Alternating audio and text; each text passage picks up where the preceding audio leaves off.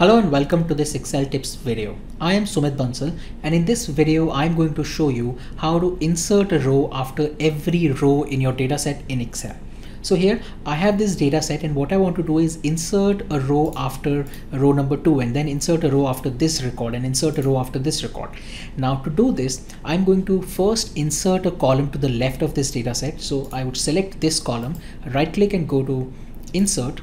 This inserts this column here, and let me give this a name. Let me call this serial number, and you can name this anything you want. Now here I would type 1, and in the next cell I would type 2, and then I would select both of these cells and double click on this small green square.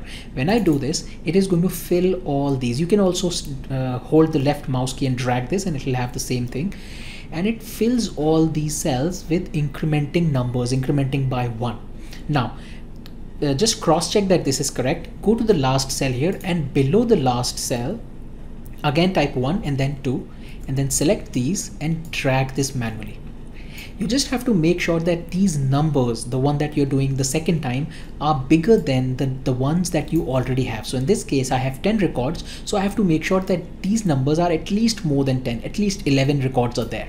Now I would select this data set. I would select this entire data set, including all the numbers in column A. I would go to the data tab here and click on sort, and now here in sort by, I would select serial number, so the column that I inserted. The sort on would be the cell value, so based on these values it would sort the data, and the order would be smallest to largest. And now when I click OK, it would instantly bring all these numbers together. So all the ones come together, and the twos come together, and the threes come together, and so on.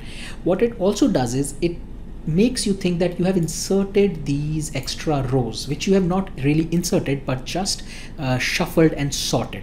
Now you can come here and you can delete this serial number column, and you are left with this data set where after every record you have a new row which has been inserted.